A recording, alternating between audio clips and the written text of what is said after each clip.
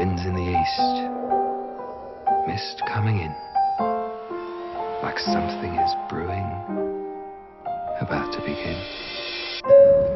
Ladies and gentlemen, we are beginning our descent into Los Angeles. Welcome, Mrs. P.L. Travers, to the City of Angels. It smells like Jasmine. chlorine and sweat. Introducing the creator of our beloved Mary. Poppins. Never ever just Mary. Now, where is Mr. Disney? She's here. Well, Pamela Travers, you can't imagine how excited I am to finally meet you. Would you mind? My name is Mrs. Travers, Mr. Disney. Oh, Walt, now, you gotta call me Walt.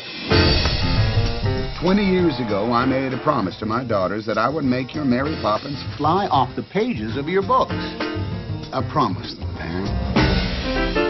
I know what he's going to do to her. She'll be cavorting and twinkling. She can't make the film unless you grant the rights. Damn. Now, let us begin. She has a lot of ideas. What kind of ideas? Constables responsible. Now, how does that sound? No. Responsible is not a word. We made it up. Well, unmake it up. She won't approve Dick Van Dyke. No. The Francis house doesn't look like that. No, it's all wrong. It's all wrong? Supercalifragilisticexpialidocious. Stop! Mary Poppins is not for sale. I won't have her turned into one of your silly cartoons. Says the woman who sent a flying nanny with a talking umbrella to save the children. You think Mary Poppins has come to save the children? Oh, dear. Mrs. Travers, what am I missing here? I'm wondering what I have to do to make you happy. You know, you've never been to Disneyland, and that's the happiest place on earth. No, please. Well, when does anybody get to go to Disneyland with Walt Disney himself? There he is. Where did she come from? Mary Poppins and the Bankses. They're family to me. Mary Poppins was a real person? So, it's not the children she comes to save. It's their father. It's your father.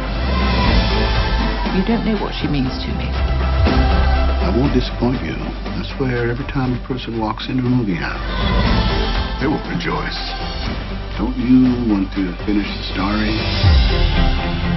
The boys have come up with an idea. I think it's going to make you happy. You didn't bring me all the way here to tell me that. Oh, no, I had a wager. I couldn't get you on a ride. I just won $20. I feel bad because I know that so many of you are excited about this trailer and I got so many requests to cover it, but I have to say, I personally really hate it. And I pretty much really hate it just for one reason, and that reason is Tom Hanks. I think he is just horribly miscast. When we first saw that pencil mustache that he grew during production, it looked somewhat promising. But now that I see it in action, I'm actually kind of offended because I feel he is so unlike Walt Disney that it's like he's not even trying. I mean, what's with the southern accent he seems to have? That makes like no sense whatsoever. Walt Disney had not anywhere near a southern accent. He had a Midwestern accent.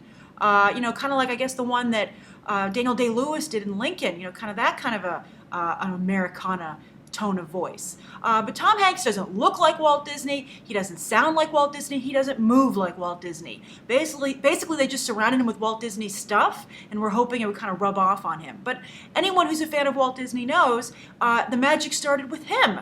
And I am a big fan of Walt Disney. I went through a period of time when, I read everything I could find about him. And a lot of people do that, I think, trying to find the man behind the mouse.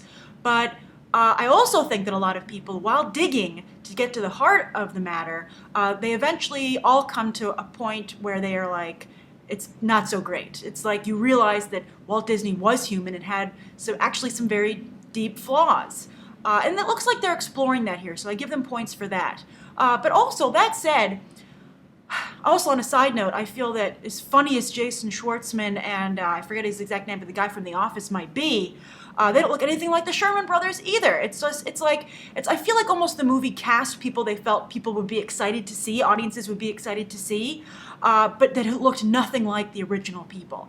It's like, well, who doesn't want to see Jason Schwartzman and this other guy get into some hijinks? And who doesn't love Tom Hanks? He's so warm and fuzzy that it's like nobody stopped to think, well, he looks nothing absolutely at all like Walt Disney. And it's interesting because, this is a trend in Hollywood right now where they do a biography where they don't tell someone's whole life, but they pick like a short period of time in that person's life, usually towards the end of their career, and they're like, oh, let's see what it was like then, and that'll give you a window inside the person. And I guess I could see why someone would pick Mary Poppins because it was one of Walt Disney's biggest hits for the studio, and also a lot of technological advancements were made for the film. It was certainly, inarguably, a pivotal point for Walt Disney and his studio. That said, if you're going to pick one period in Walt Disney's life, why wouldn't you pick that famous train ride that he took from New York to Los Angeles after he lost Oswald the Lucky Rabbit to his distributor in a legal snafu that just basically screwed him over, and he was so distraught that on that train ride he came up with Mickey Mouse. And a French artist was making like movie posters, fantasy movie posters a while ago, maybe a year or so ago.